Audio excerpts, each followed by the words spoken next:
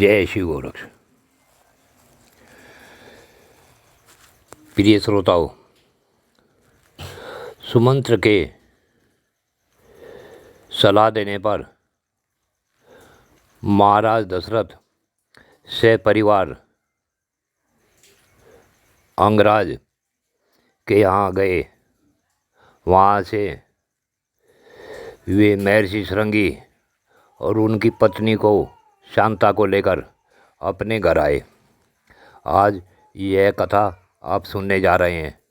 प्रिय श्रोताओं, इस कथा को ध्यान से सुने तो आपको भी शांति का अनुभव होगा। प्रिय बंधुओं, अब मैं कथा पर आता हूँ, सुने। सुमंत्र ने महाराज दशरथ से कहा, हे प्रभु, हे राजन, आप पुनः मुझसे अपने हित की बात सुने, जिसे देवताओं में श्रेष्ठ बुद्धिमान सनत कुमार ने ऋषियों को सुनाया था। सनत कुमार जी ने ऋषियों से कहा था कि किसी समय पर इक्ष्वाकु कुल में दशरथ नाम से प्रसिद्ध एक परम धार्मिक सत प्रतिज्ञ राजा होंगे। महाराज दशरथ की अंगराज के साथ मित्रता होगी। अंगराज के एक परम सौभाग्यशालिनी कन्या होगी जिसका नाम होगा शांता। अंग देश के राजकुमार का नाम होगा रोमपाद। माँ यशस्वी महाराज दशरथ रोमपाद के मित्र होंगे और उनके पास जाएंगे और वहाँ कहेंगे कि हे धर्मात्मन, मैं संतानहीन हूँ, यदि आप आज्ञा दे तो मैं शांता के पति महर्षि श्रृंगी को लेकर अपने यहाँ यज्ञ कराने के लिए ले जाना चाहता हूँ। इससे मुझे पुत्र की प्राप्ति होगी, मेरे वंश की रक्षा हो सकती है। महाराज दशरथ की बात सुनकर मन ही मन उस पर विचार करके मनस्वी राजा रोमपाद शांता के पुत्रवान पति को उनके साथ भेज देंगे। ब्राह्मण श्रृंगी को पाकर राजा दशरथ की सारी चिंता दूर हो जाएगी और वे प्रसन्नचित होकर उस यज्ञ का अनुष्ठान करेंगे। अब यज्ञ की इच्छा रखने वाले धर्मज्ञ राजा दशरथ हाथ जोड़कर द्विश्रेष्ठ महर्षि श्रृंगी का यज्ञ पुत्र और स्वर्ग के लिए वर्ण करेंगे तथा वे प्रजापालक नरेश उस श्रेष्ठ ब्रह्म ऋषि से अपनी अभीष्ट वस्तु प्राप्त कर लेंगे। यह बातें सनत कुमार जी ने ऋषियों से बताई थी।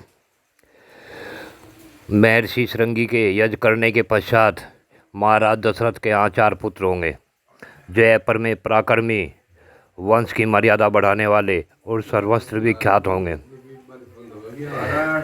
महाराज पहले सतयुग में शक्तिशाली देव परवर भगवान संत कुमार जी ने ऋषियों के समक्ष ऐसी कथा कही थी। हे पुरुष श्रेष्ठ महाराज, इसलिए आप स्वयं ही सेना और सवारियों के साथ अंग देश में जाकर मुनि कुमार ऋषि श्रृंगी को सत्कार पूर्वक यहाँ ले आइए।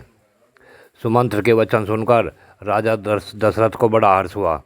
उन्होंने मुनिवर श्रेष्ठ वशिष्ठ जी को भी सुमंत्र की बातें बताई और उनकी आज्ञा लेकर रनिवास की रानियों तथा मंत्रियों के साथ अंग देश के लिए प्रस्थान किया, जहाँ भी पूर्वर महर्षि श्रृंगी निवास कर रहे थे। मार्ग में अनेक वनों और नदियों को पार करके वे धीरे धीरे उस देश में पहुँचे जहाँ मुनिवर श्रृंगी ऋषि विराजमान थे।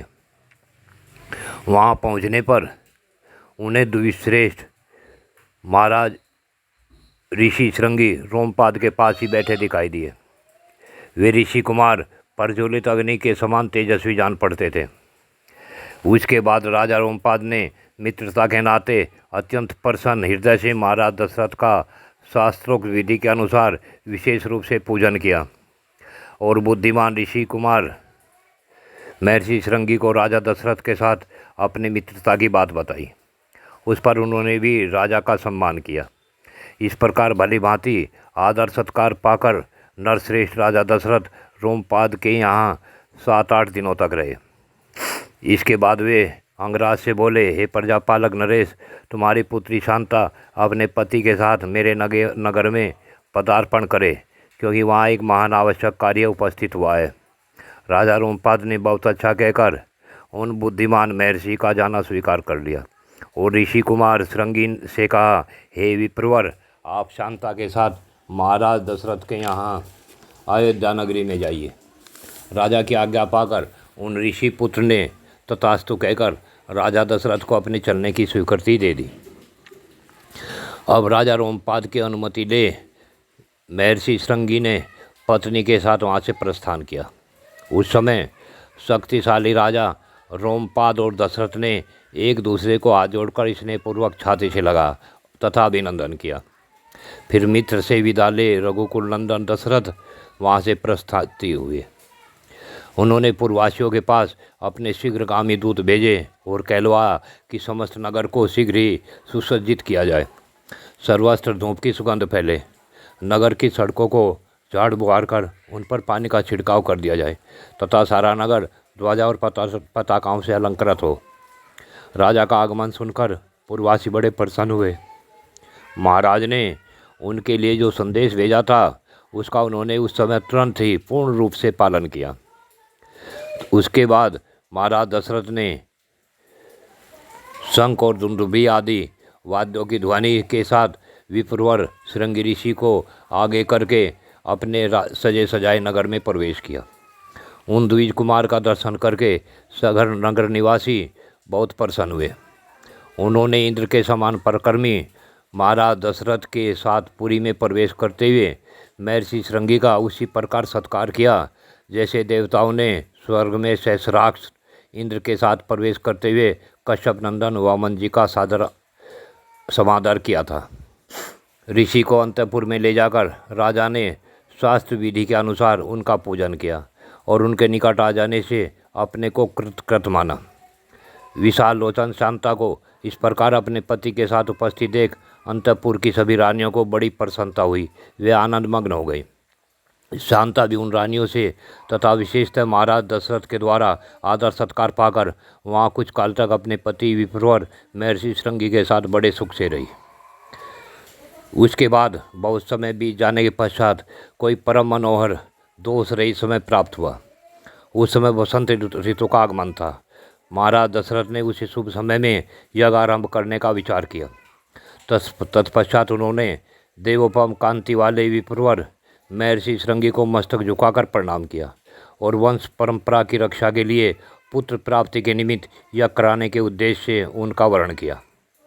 ऋषि श्रृंगी ने बहुत अच्छा कहकर उनकी प्रार्थना स्वीकार कर ली और उन पृथ्वीपति नरेश महाराज दशरथ को यज्ञ की सामग्री इकट्ठी करवाई। भूमंडल में भ्रमण के लिए आपका यज्ञ संबंधी अस्त्र छोड़ा जाए और सरयू के उत्तर तट पर यज्ञ भूमि का निर्माण किया जाए। तब राजा ने कहा, सुमंत्र, तुम शीघ्र ही वेद विद्या से में पारंगत ब्राह्मणों और ब्रह्मवादी ऋत्विजों को बुला ले आओ। सुयज, शम, वामदेव, जाबाली, काश्यप, पुरोहित, वशिष्ठ तथा अन्य जो श्रेष्ठ ब्राह्मण हैं उन सबको बुलाओ। तब शीघ्रगामी सुमंत तुरंत जाकर वेद विद्या के परगामी उन समस्त ब्राह्मणों को बुला लाए। धर्मात्मा राजा दशरथ ने उन सब का पूजन किया और धर्म और अधर्म से युक्त मधुर वचन कहा तथा धर्म और अर्थ से युक्त मधुर वचन कहा।